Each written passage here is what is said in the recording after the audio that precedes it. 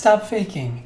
You actually hate these songs and you're lying. There's no way you're seriously this hyped. These are comments that I've received lately. As Muse has inevitably evolved over the years, they've left fans of their gritty, progressive, weird origins in the dust. Many people are upset with everything or most of what they've released in the years following Black Holes and Revelations. These people come to every single Muse song hoping for Stockholm Syndrome 2 or some revived energy from the early days, and are always left disappointed. These same people have directed their anger towards me as somebody who's been enjoying most of their releases, saying that I must be faking my reactions, there's no way I can enjoy these songs, or that I'm blindly fanboying over everything they do despite the quality being lower. I'm going to address these thoughts and also give my general thoughts on Muse. Unfiltered, real, poggers. Yeah, I said poggers, deal with it.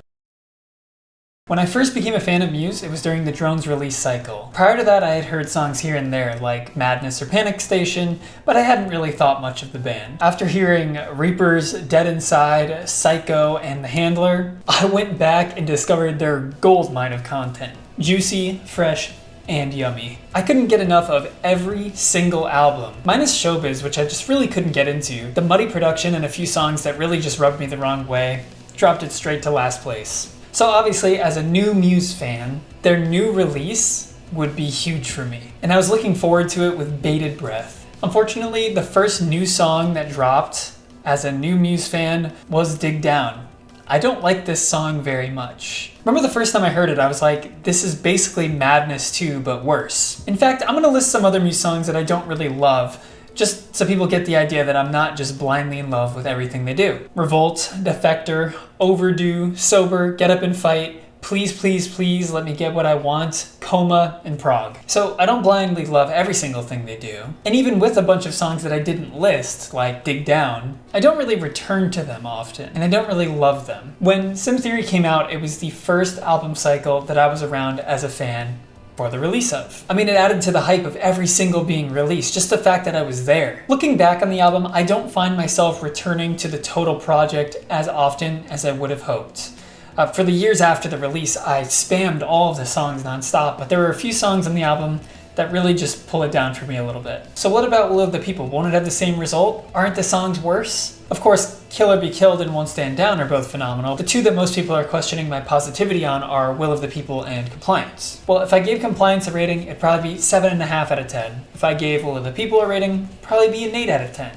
While these aren't bad ratings, they're really bad for Muse songs in my book because I give a lot of their songs very, very high ratings. For example, I would give every single song on Origin of Symmetry a 10 out of 10. And I suppose for Muse singles, this might not be quite as strong as we're used to. But let's put it this way, if we're comparing this to Sim Theory, which is the most likely comparison considering that is the album that just preceded this one and is also one that people complain about more, I think the weaker singles on this album, which would be Will of the People and Compliance, are still better than the weaker singles of Simulation Theory, which would be Thought Contagion, Something Human, and Dig Down. And the great singles from Will of the People, which would be Won't Stand Down and Kill or Be Killed, are better than the great singles off of Sim Theory, which would be Dark Side and Pressure. As for people who say the decline started after Black Holes and Revelations, I personally love The Resistance, I personally love The Second Law, and I personally also love Drones. Also, look at it this way. When I first heard the first few seconds of Will of the People,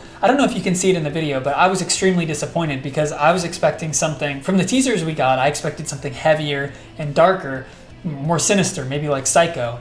But what we got was in the major key, it was more fun, lively. Genuinely didn't know if it was a song I was ever going to return to, but I was certain that it was going to be a good live song. And when I watched videos of the live show, that was confirmed. I suddenly loved the song. The same thing happened with Compliance, which boosts their staying power enormously. And when I say I love the songs now, it doesn't mean that I think Compliance and Will of the People are some of the best songs I've ever heard, but I think they're pretty decent additions to the album, assuming the rest is musy, progressive, and heavy and weird, like we've been led to believe.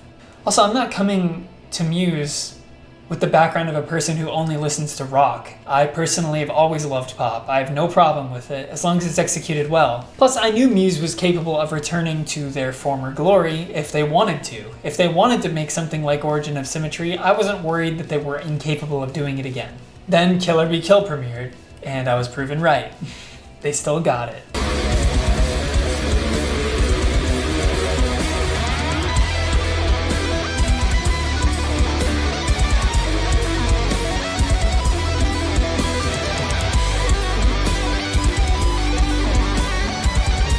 And look at the video of Love the People being performed live and tell me that this does not look and sound amazing.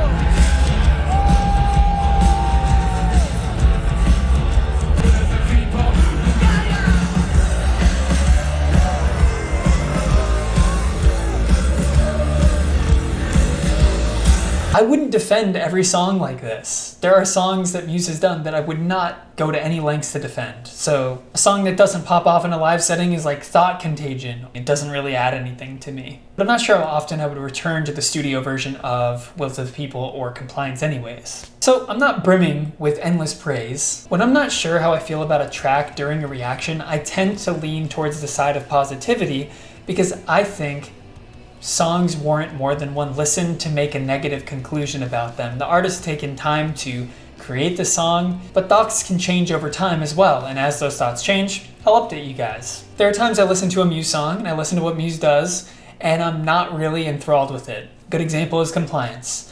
But I hear the bass groove, I hear the energy, and I hear the creative ambition that's going into it, and I appreciate their efforts, even though it's not particularly catered to my interests. When I see something like Get Up and Fight, I can't really go along with that because it just feels like it doesn't have any spark to it in my mind. Basically, I do love Muse, so suck my butt. I prefer the older Muse sound, specifically Recess, Screenager, Dark Shines, Space Dementia, and Stockholm Syndrome.